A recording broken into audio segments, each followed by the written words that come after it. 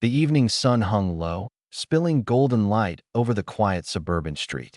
Ethan pulled into the driveway, exhausted but content. Another long day at work, nothing out of the ordinary. All he wanted now was a shower, dinner, and a calm night with his wife. When he stepped inside, the house greeted him with silence. Usually, around this time, Olivia would already be home. Music playing, a faint laugh echoing from the kitchen, the smell of her favorite jasmine perfume in the air. But tonight, nothing. He set his keys on the counter, loosened his tie, and looked around. The only sign of her presence was a half-finished cup of coffee on the kitchen table, cold now. She must have been here recently. "Olivia," he called out. No answer, just the sound of the clock ticking. He checked his phone. Their last text was from a few hours ago. "This day is dragging forever. Can't wait to get home." He frowned. She should have been home by now. Ethan poured himself a glass of water and sat at the table. Something about the stillness felt off. That quiet, almost imperceptible unease crept up, a whisper of doubt he didn't want to acknowledge. Things between them hadn't been bad, not really. But something had changed. The laughter wasn't as frequent, the hugs shorter, her eyes a little more distant. She guarded her phone lately, turning it face down, answering messages in another room. He told himself it was just work stress. Everyone goes through phases. At 7, the door finally opened. Olivia walked in, composed, elegant, her perfume trailing behind her like silk. Her hair was perfectly done, her makeup fresh, her movements rushed. "Hey, honey," she said brightly, dropping her bag on the chair. "I'm just stopping by to grab a few things. I promised my friend I'd come over. She's having a rough night." Ethan tried to smile. "Again? Which friend this time?" "Laura," she said quickly, avoiding his eyes. "She broke up with her boyfriend. She's a mess. I can't leave her alone right now." He nodded slowly. "Sure. Go ahead." She smiled, kissed him on the cheek, and hurried out. The door closed, leaving behind only the echo of her heels fading down the hallway. Ethan stood there for a moment, staring at the door. Something about her tone, the rushed energy, the avoidance, lingered in his chest. He sighed, sank into the couch, and stared at the darkening sky through the window. Just another evening, he told himself. Just another girl's night out. But somewhere deep down, a quiet voice whispered, "No, it's not." The night settled over the neighborhood like a heavy blanket. Ethan sat in the living room, the faint hum of the refrigerator filling the silence. His dinner sat untouched. He'd checked his phone a dozen times, still nothing from Olivia. He told himself not to worry. She was with her friend, just like she said. But worry didn't listen to reason. He glanced at the clock, 9:32 p.m. 2.5 hours. That was a long talk for someone just checking in on a friend. He opened their chat again. Still no reply. He hesitated, thumb hovering over her name. Then he pressed call. 1 ring. 2. 3. 4. Nothing. He was about to hang up when the line suddenly clicked. Static. Then voices. Muffled at first, like coming from a room filled with soft music. Ethan froze. He knew Olivia's voice anywhere. "You make me feel alive again," she whispered. Her tone was gentle, intimate, the kind of softness he hadn't heard in months. And then came the other voice. A man's. Low, confident, and unmistakably familiar. "You deserve to feel that way, Liv. You're incredible." Ethan's stomach dropped. That voice, he'd heard it before. Steve. Steve, her fitness trainer, the one she'd mentioned casually a few times. The one she said was like a brother. He sat there, phone in hand, paralyzed, his breath shallow. The conversation continued, every word slicing deeper. "I keep thinking about you after every session," Steve murmured. "Don't," Olivia whispered, half laughing. "You'll make me blush. Then come here and prove it." "Steve," she said softly, "I can't stop thinking about you either." Her laugh, that same laugh Ethan had missed, filled the line. Except now, it wasn't for him. He couldn't move, couldn't speak. The world blurred around him. He realized, with a sickening twist, that she hadn't rejected the call. Her phone must have answered by accident. She had no idea he was listening. "What about Ethan?" Steve asked suddenly, his tone playful. "He's at home," she said quietly. "He thinks I'm at Laura's. I just needed this." Ethan's heart shattered. He ended the call, staring at the dark phone screen, his reflection fractured in the glass. His chest felt tight, his throat dry, his hands trembling. The silence that followed was louder than the voices he'd just heard. Minutes turned into hours. He didn't move, didn't cry, didn't even think. Just sat there, a man who'd heard the truth but wasn't ready to believe it. Then his phone lit up again. Olivia. He stared at her name on the screen, heart pounding. After a long pause, he answered. Hey, she said casually, her tone light, almost cheerful. Sorry, I didn't pick up earlier. I was at Laura's. We were talking about her breakup. Poor thing. Ethan took a slow breath. His voice was calm, almost too calm. That's nice, he said softly. Say hi to Steve for me. A pause. Silence. What? She stammered. But he didn't repeat himself. He just ended the call. And this time, it was Olivia's turn to stare at her phone, pale, frozen, and terrified. The house was dark when Olivia's car screeched into the driveway. Headlights cut through the night for a brief second, then vanished as the engine went silent. Inside, Ethan sat motionless on the couch. The TV was off. The only light came from a single lamp in the corner, casting long, tired shadows across the room. His phone rested on the coffee table, still glowing faintly with her name on the last call. The front door opened. Ethan. Her voice trembled slightly. Ethan, are you home? He didn't answer. She stepped inside, heels clicking nervously against the wooden floor. She looked around. His jacket was still on the chair, his shoes by the door. He hadn't gone anywhere. When her eyes finally found him, she froze. He was sitting still, elbows on his knees, fingers intertwined, staring at nothing. The silence between them was thick, heavier than words could ever be. Ethan, she began carefully, forcing a weak smile. Hey, I'm sorry I was gone so long. Laura, really. Stop. Just one word. Quiet. Firm. It cut through the air like a blade. She swallowed hard. What's wrong? He looked up at her slowly. His eyes, usually calm and kind, were now cold, empty. And that frightened her more than if he'd yelled. How long? He asked softly. What do you mean? How long, Olivia? Her lips parted, but no sound came out. He didn't need to explain. She knew. Ethan, it's not what you think. I heard you, he said, voice shaking slightly for the first time. I heard everything. The call, the laughter, the whispering. Her knees weakened. No, you didn't. Your phone answered on its own, he interrupted. I heard you talking about love, about passion, about him. She covered her mouth with trembling hands. The color drained from her face. Ethan, please, she whispered, stepping closer. It wasn't supposed to happen. I didn't mean to. He stood up abruptly, his chair scraping the floor.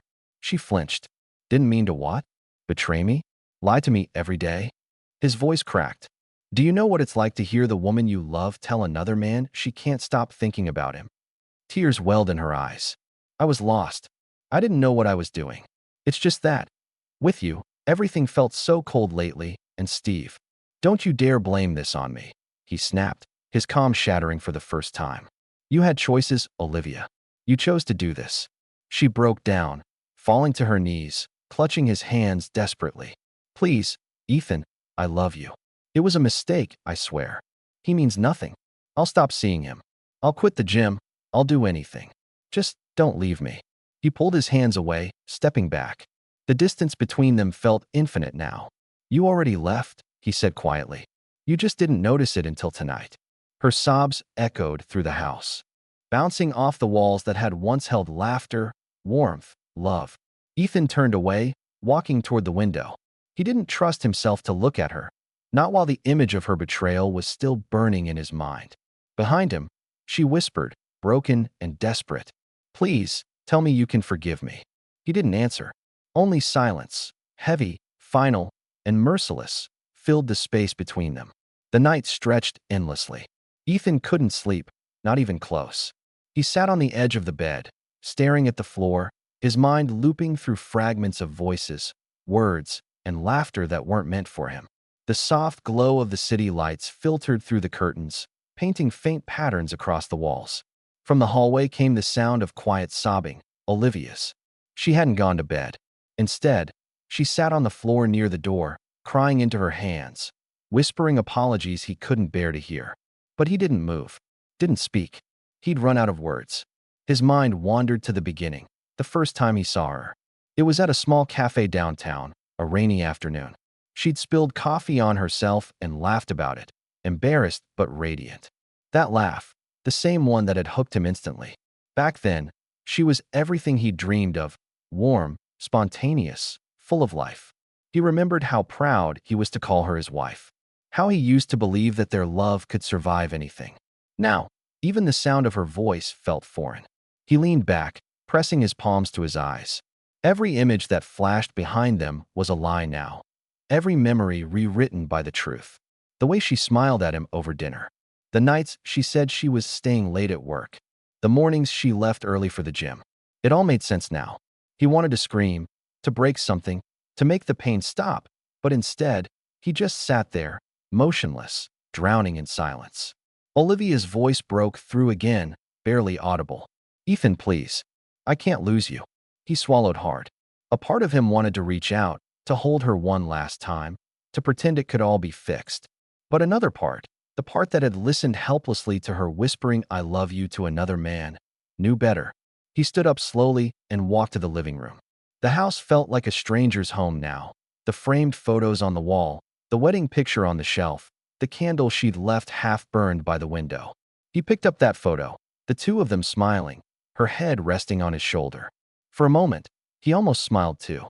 Then his hand trembled, and the frame slipped from his grasp, shattering on the floor. The sound echoed sharply through the room. Olivia's sobs stopped. He looked at the broken glass, at their frozen smiles scattered across the floor, and whispered, more to himself than to her, "That's what we are now." He sat back on the couch, staring out the window, waiting for the morning.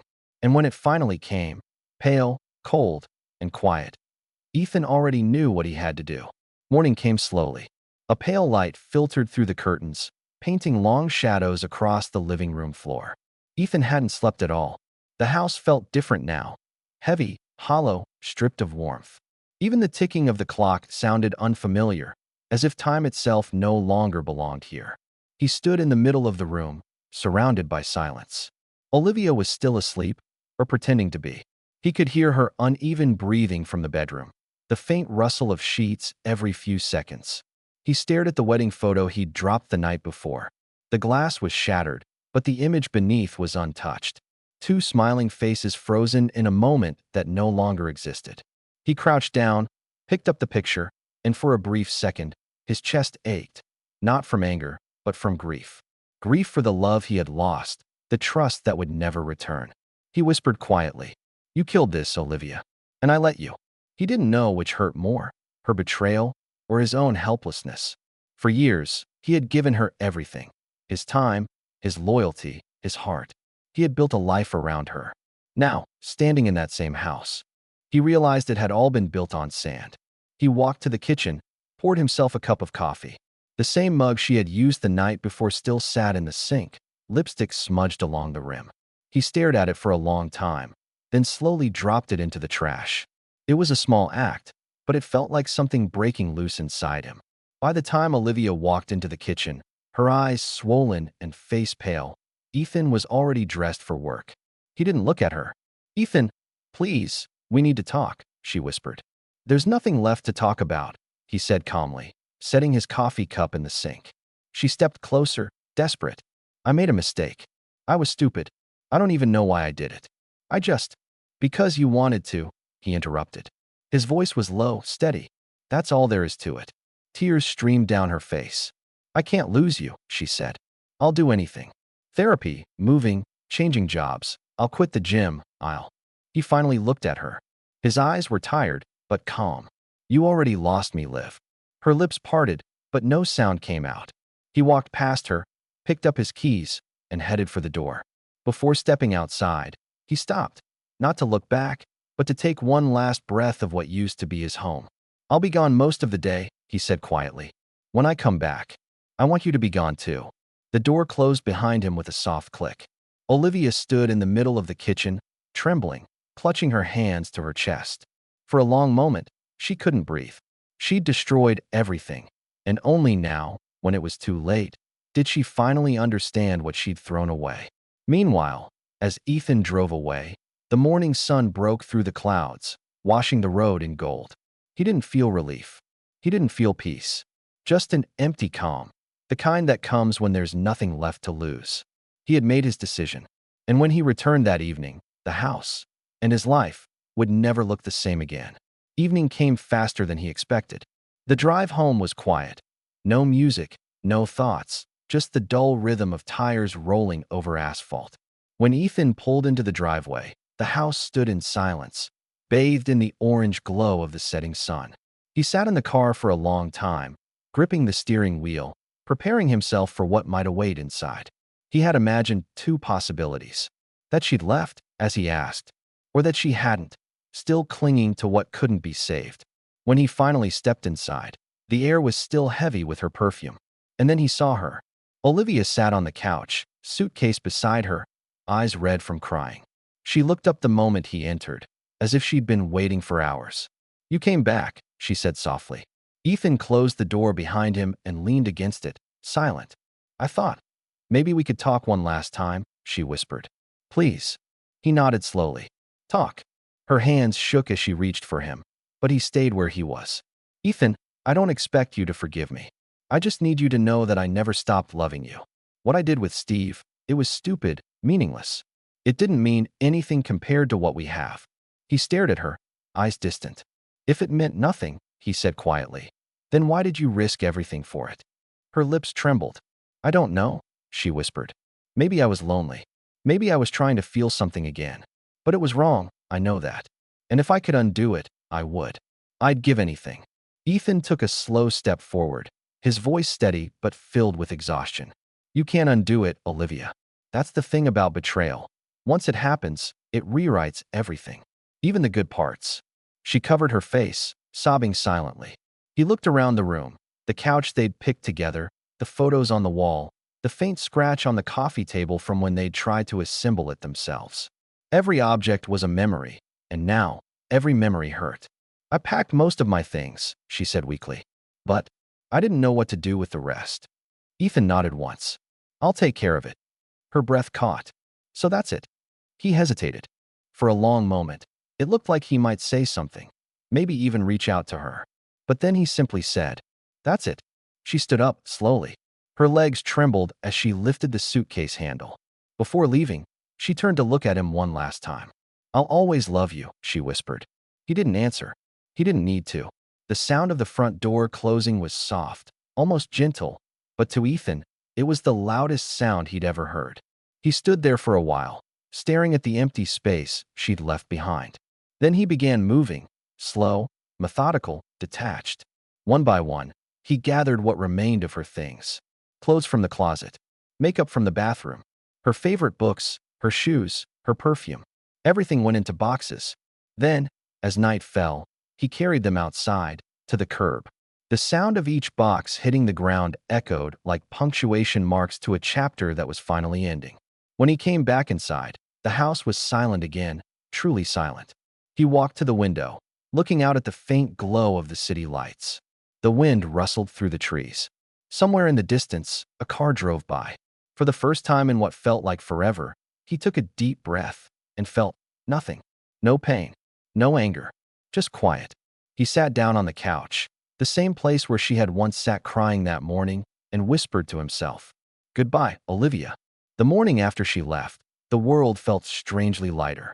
The sun came through the blinds, painting the room in soft gold, the same light that once woke them together on lazy weekends. But now, the other side of the bed was cold. Ethan lay there for a while, staring at the ceiling, listening to the sound of his own breathing. There were no tears left. He had spent them all. What remained was silence, thick and endless, like the calm after a storm that had torn everything apart. He eventually got up, made coffee, and sat by the window. Steam curled from the mug, and for the first time in weeks, the bitterness didn't bother him. It tasted honest, real. The street outside looked the same. Cars passed. Neighbors walked their dogs.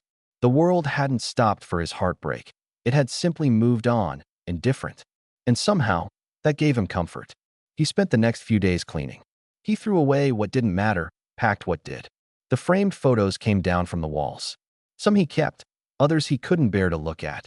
In the closet, he found the little box where Olivia used to keep love notes they'd written to each other years ago. Tiny folded papers, filled with laughter, plans, promises. He opened one. Her handwriting, still delicate and soft, read, No matter what happens, you'll always be my home. He sat on the floor, holding that note, his throat tightening. For a moment, he almost believed it again. Then he smiled, a sad, broken smile, and set the paper back in the box. I guess we both lost our home, he whispered. He took the box outside and set it in the trash. This time, he didn't look back. Days turned into weeks. And with time, the house began to feel different. Not haunted, just empty, waiting to be filled again.